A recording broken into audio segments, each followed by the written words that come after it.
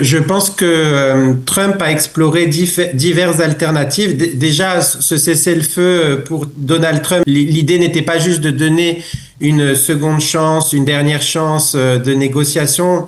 Je pense qu'il n'espérait pas vraiment que ces négociations aboutissent. Simplement, il fallait recharger, il fallait se reposer, il fallait préparer l'étape d'après. Et je pense que l'étape d'après est justement celle-ci, c'est-à-dire qu'il s'est rendu compte qu'il y avait plusieurs leviers pour assécher financièrement le régime. Steve, bonjour, Boker Tov. Bonjour. Merci d'être avec nous ce matin. Je vous rappelle, vous êtes maître de conférence à l'université Reichmann et je voudrais avec vous que vous nous expliquiez d'abord cette information à chaud de la nuit dernière, cette décision de la CENTCOM sur demande de Donald Trump, de fermer, de bloquer le détroit d'Ormuz. Cela fait dire, on va dire, aux analystes politiques ce matin que on est entré en plein dans une guerre économique et énergétique et que finalement c'est peut-être la réponse de Donald Trump à l'échec des pourparlers d'Islamabad. C'est votre avis? Oui, Daniel. Je pense que Trump a exploré diverses alternatives. Déjà, ce cessez-le-feu pour Donald Trump, c'était pas juste l'idée n'était pas juste de donner une seconde chance, une dernière chance de négociation. Je pense qu'il n'espérait pas vraiment que ces négociations aboutissent. Simplement, il fallait recharger, il fallait se reposer, il fallait préparer l'étape d'après.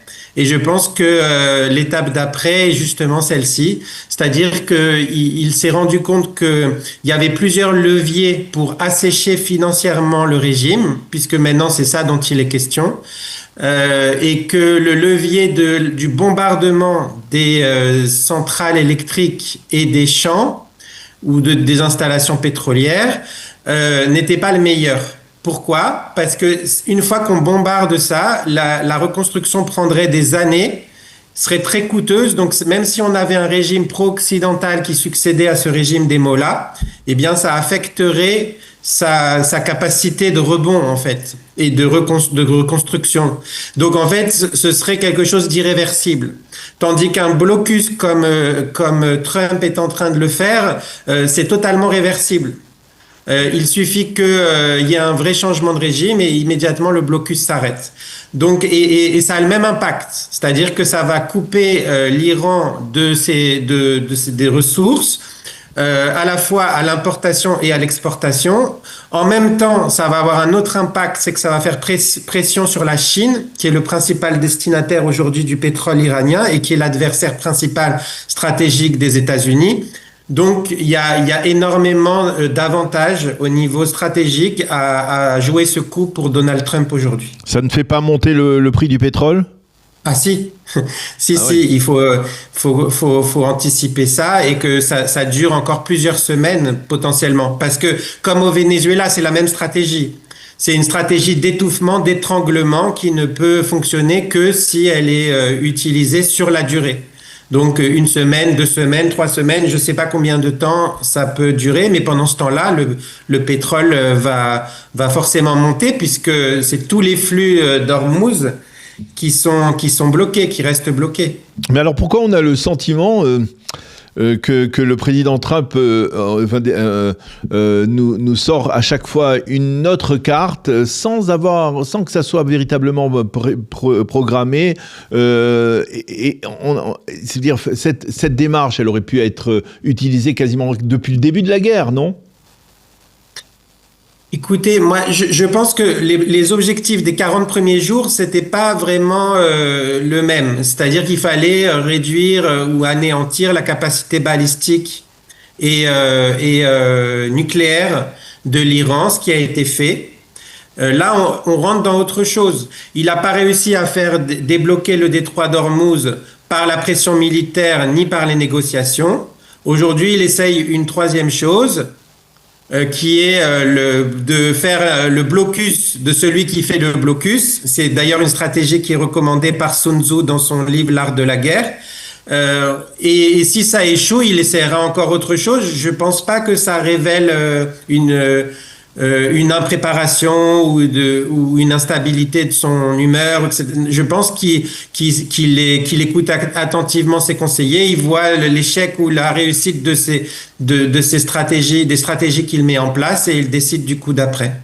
Alors par contre, on a du mal à discerner s'il est soutenu par une forme de coalition, s'il est soutenu par les pays du Golfe Persique, la Grande-Bretagne, d'autres pays qui le soutiennent dans cette démarche, ou alors si c'est encore un coup de solitaire de la part du président américain. Ouais, ce qui se dessine, c'est que l'alliance Israël-États-Unis est en train de s'étendre à plusieurs pays du Golfe. Je pense, sans trop me prendre de risques, que d'ici quelques heures ou jours, on va voir les Émirats arabes unis rentrer officiellement dans cette alliance. C'est-à-dire, il y a véritablement, on est en train de former une sorte de coalition internationale qui garantirait, on va dire, le trafic normal dans le Golfe Persique et qui... Disons régional plus qu'international, oui. Parce que malheureusement, l'OTAN, l'Europe, même le Japon et la Corée, qui pourtant reçoivent énormément d'aide américaine et qui pourtant sont très dépendants du détroit d'Ormuz, ne rentrent pas dans cette coalition. Donc on va appeler cette coalition une coalition régionale, oui. Alors, votre appréciation, est-ce que on est définitivement dans cette seconde phase de la guerre et on ne va pas revenir à des combats ou en tout cas à des bombardements comme ceux à quoi on a assisté au cours des 40 derniers jours ? C'est possible qu'on revienne. C'est possible. Je sais que Israël a manifesté son désir de reprendre les bombardements, c'est ce qu'il a dit hier officiellement, et qu'il attend le feu vert de Donald Trump. Je pense que l'Iran n'a pas vraiment intérêt à cette reprise, parce que c'est elle qui, à mon avis, a subi le coup le plus important. Mais si, évidemment, Israël et les États-Unis reprennent les bombardements, il est probable que l'Iran reprendra lui-même ses propres attaques contre les pays du Golfe et contre nous-mêmes.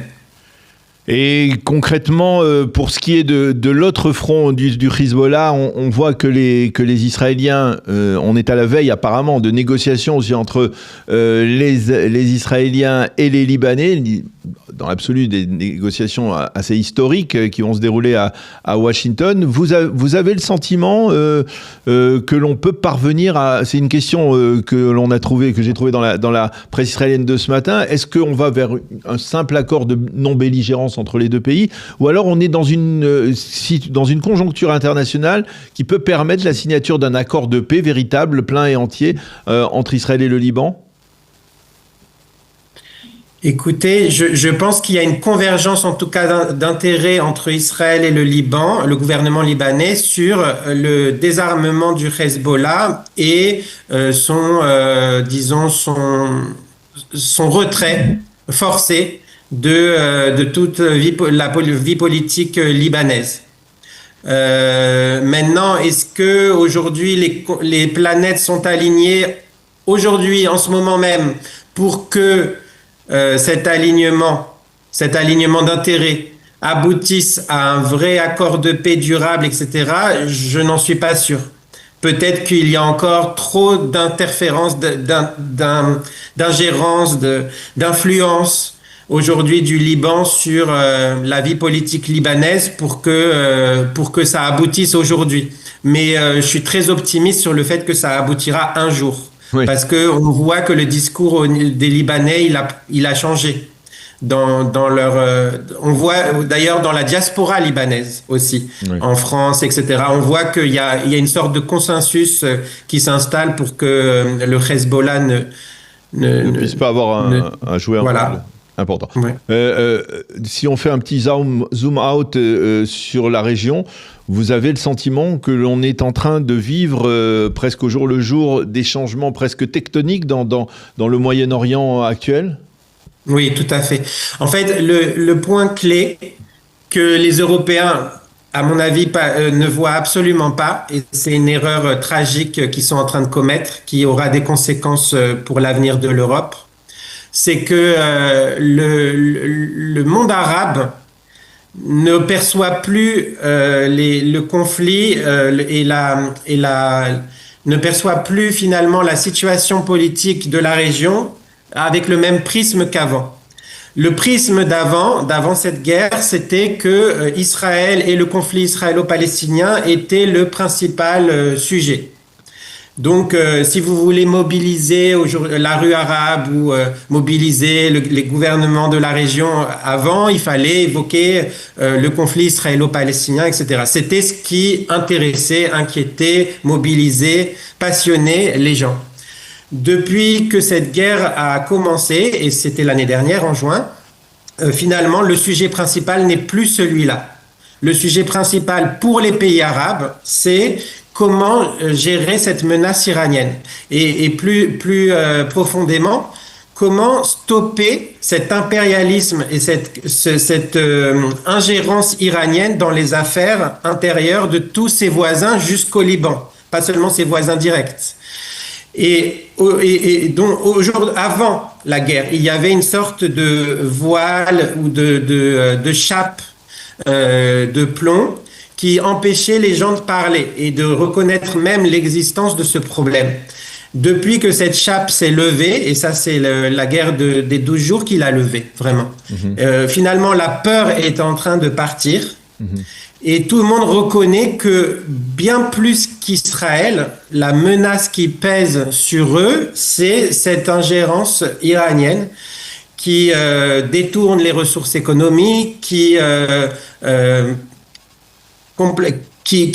prend possession finalement des institutions politiques, qui transforme ces endroits en base d'attaque pour ses proxys contre l'État d'Israël et contre tous les intérêts occidentaux, et qui donc fait des États où il loge ses proxys des cibles pour Israël et donc les rend otages finalement. Et donc toute cette stratégie qui a été mise à nu, eh bien c'est ça qui les préoccupe.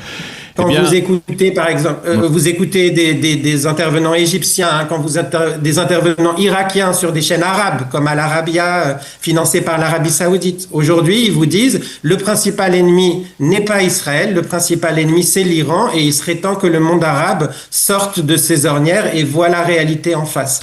Et donc, c'est ça le changement stratégique qui est en train d'avoir lieu. Eh bien, c'est effectivement un développement extrêmement important dont on aura certainement l'occasion de voir des signes au cours des prochaines semaines, des prochains mois, et dont on aura l'occasion de commenter avec vous encore prochainement. Merci beaucoup, Steve Ohana, d'avoir accepté de répondre à nos questions ce matin. Bonne continuation, à bientôt. À bientôt.